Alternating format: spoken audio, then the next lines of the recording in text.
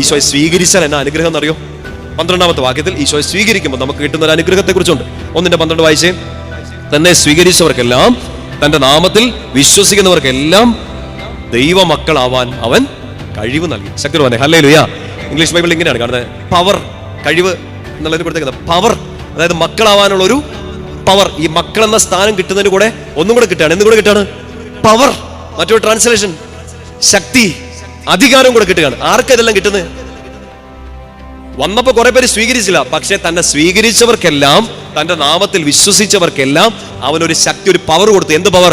ദൈവ മക്കളാവാനുള്ള പവർ കൊടുത്തു. ദൈവ മക്കളാവാനുള്ള പവർ എന്ന് വെച്ചാൽ സ്വർഗം മുഴുവന്റെയും മേൽ, ലോകം മുഴുവന്റെയും മേൽ അധികാരവും പവറുമുള്ള ഒരാളുടെ മകൻ, ഒരാളുടെ മകളാണ് നീയെങ്കിൽ നിന്റെ മേൽ, നിന്നെ വിഷമിപ്പിക്കുന്ന ആ സാഹചര്യങ്ങളുടെ മേൽ, ആ വ്യക്തികളുടെ മേൽ, ആ പിശാചിന്റെ മേൽ, ആ ലോകത്തിന്റെ മേലുള്ള പവർ, അധികാരവും കൂടെ കർത്താവ്, നീ കർത്താവിനെ സ്വീകരിക്കുന്നതിലൂടെ നിനക്ക് തരികയാണ്. പറഞ്ഞേ ഹല്ലേലൂയ. പൗലോസ് റോമക്കാരോട് പറയും, നമ്മൾ മക്കളാണ്, മക്കളെങ്കിൽ അവകാശികളാണ്, ദൈവത്തിന്റെ അവകാശികളും ക്രിസ്തുവിന്റെ കൂട്ടവകാശികളും. കിട്ടുന്നുണ്ടോ?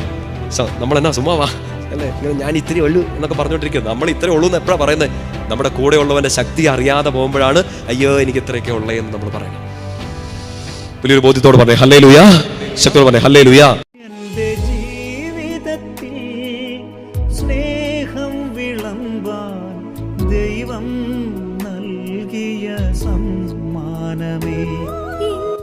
ആ ദിവസങ്ങളിൽ മറിയം യൂദയായിലെ മലമ്പ്രദേശത്തുള്ള ഒരു പട്ടണത്തിലേക്ക് തിടുക്കത്തിൽ യാത്ര പുറപ്പെട്ടു. അവരന്റെ ഉള്ളിലെ ക്രിസ്തു സാന്നിധ്യത്തെ ഉണർത്തുന്ന ദർശനങ്ങൾ സമ്മാനിക്കുന്ന സന്ദർശനമാകട്ടെ എൻ്റെ ജപമാല പ്രാർത്ഥന. ആമേൻ.